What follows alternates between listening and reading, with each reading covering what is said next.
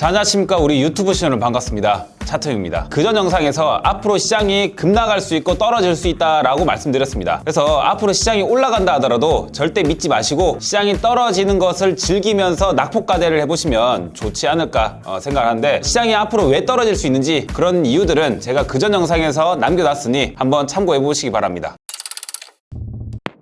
자, 오늘은 월가의 영웅 피터 린치에 대해서 알아보도록 하겠습니다. 피터 린치는 1977년부터 1990년까지 13년간 단 한 해도 마이너스 수익률이 없었던 그런 미친 월가의 영웅이다. 누적 수익률이 한 2700%가 좀 넘어섰고, 그러니까 매년마다 거의 30% 가까이 수익을 냈다라는 거예요. 그러니까 엄청난 자금을 굴리면서 매년마다 한 번도 빠짐없이 전체 계좌로 수익이 났다라는 거, 그 다음에 전체 계좌의 상승률들이 30% 정도 가깝게 됐다라는 거, 그런 부분들은 엄청난 업적입니다. 그래서 이제 월가의 영웅, 이 대가들의 이제 투자법을 참고해 보시면 분명히 우리의 매매에도 도움되지 않을까 생각합니다. 그래서 제가 그 전부터 계속 공개해드렸던 그런 대가들의 투자법들을 참고하시고, 그 대가들이 재무적인 관점에서 어떤 부분들을 참고했는지를 좀 보시면 저평가 중인 종목들을 발굴할 수 있지 않을까 생각하고, 우리가 저평가 종목을 매매해야 되는 이유는 기본적으로 마음의 안심, 기업을 믿고 기업이 저평가된 상태에서 많이 떨어졌을 때 매매를 한다면 굉장히 안정적인 수익이 날 수 있기 때문에 그런 부분들이 좀 마음의 안심이 될 수 있지 않을까 생각을 합니다.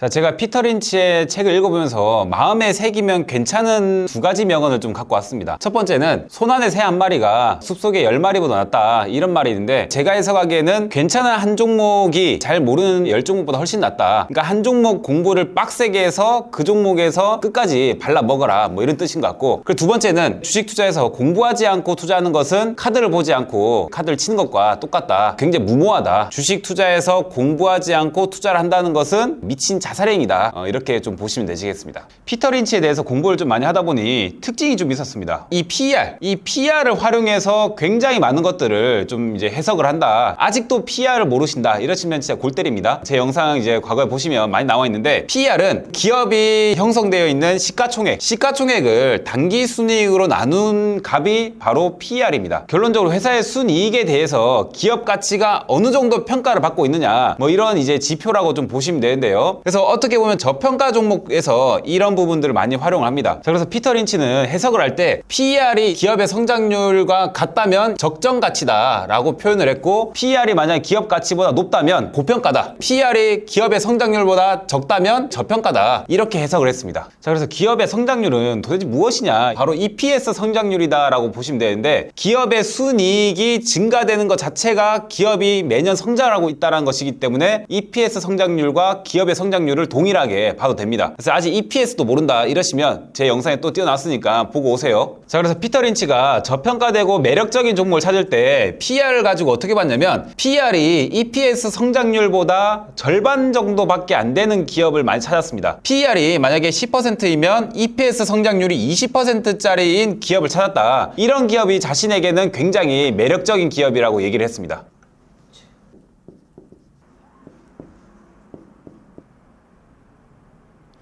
자, 일단 읽어보시면 보자마자 대가리 아프네 생각할 수 있습니다. 이 종목 리스트들이 이런 기준들을 통해서 이제 골라냈다라는 것들 참고하시고 그런 시선으로 보시면 된다. 실제로 이제 기업의 최종 이익 성장률이라는 것은 무엇이냐면, 아까 제가 기업의 성장률을 EPS 성장률이라고 얘기했습니다. 근데 이제 기업에서는 분명히 배당도 주고 여러 가지 부분들이 있기 때문에 최종적으로 기업의 성장률 같은 경우에서는 이 EPS 성장률과 배당률, 그리고 이것을 PER로 나눈 값이 2 이상인 종목들이 굉장히 좋다, 이런 말을 했습니다. 그럼 결론적으로는 이 성장률이나 배당률이 더한 놈이 이렇게 높아야 되고 PER이 낮아야 된다. 그래야지만 2 이상 나올 수 있겠죠. 그럼 PER이 낮으려면 당연히 이 PER의 공식에서 단기 순이익이 높아야 되고 시가총액이 낮아야지만 PER이 낮을 수 있겠죠. 이런 기업에서 이런 성장률이 좋았던 놈들이 2 이상이다, 이런 놈들을 이제 뽑아야 된다, 이런 말을 했습니다. 자, 그리고 3번 주당 현금 흐름 딱 보자마자 와, 또 이거 뭔가 생각이 들 수 있습니다. 네, 그렇게 생각할 필요 없고 쉽게 생각하면 돼요. 그러니까 기업에서는 유상증자도 하고 여러 가지 할 거잖아요. 그러면서 자금을 늘려나갈 것인데 기업에서 이제 주식수가 늘어나지 않는 상태에서 기업의 현금, 잉여, 그러니까 남아있는 현금들이 많아진다. 그런 기업이 좋다.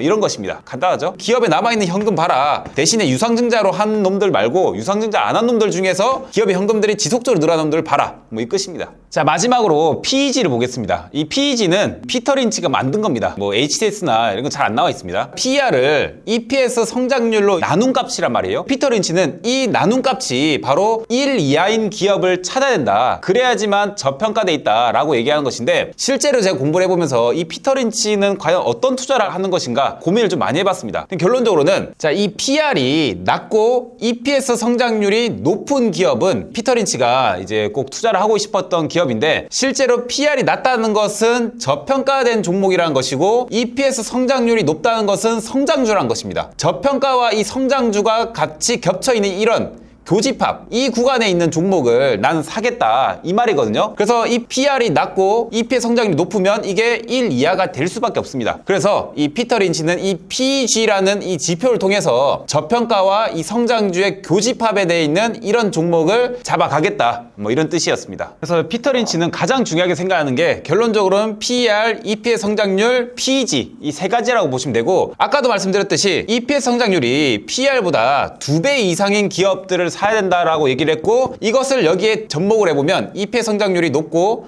PR이 낮은 당연히 1 이하인 종목들을 사야 된다 이렇게 보실 수가 있겠습니다. 자, 이 공식들을 보시면 굉장히 이제 머리도 아프고 이걸 다 해야 되나 이런 생각이 들 수 있습니다. 근데 제가 항상 이제 저평가된 종목들을 뽑아드리고 있고 그 다음 시간에도 피터 린치의 종목들을 뽑아드릴 것입니다. 그래서 이 복잡한 것들은 그냥 그런갑다 하고 넘어가시고 제가 뽑아드린 그런 저평가된 종목들은 바로 이런 기준에 의해서 뽑아지고 한국 증시에 맞게 좀 변형을 해서 소개시켜 드리는 것이니 그런 종목들 보시면서 매매 타이밍 잘 잡으셔서 매매해 보시기 바랍니다. 자, 다음 영상에서는 이 피터 린치의 기준에 의해서 종목을 발굴해서 소개시켜 드린 영상 찍어 보도록 하겠습니다.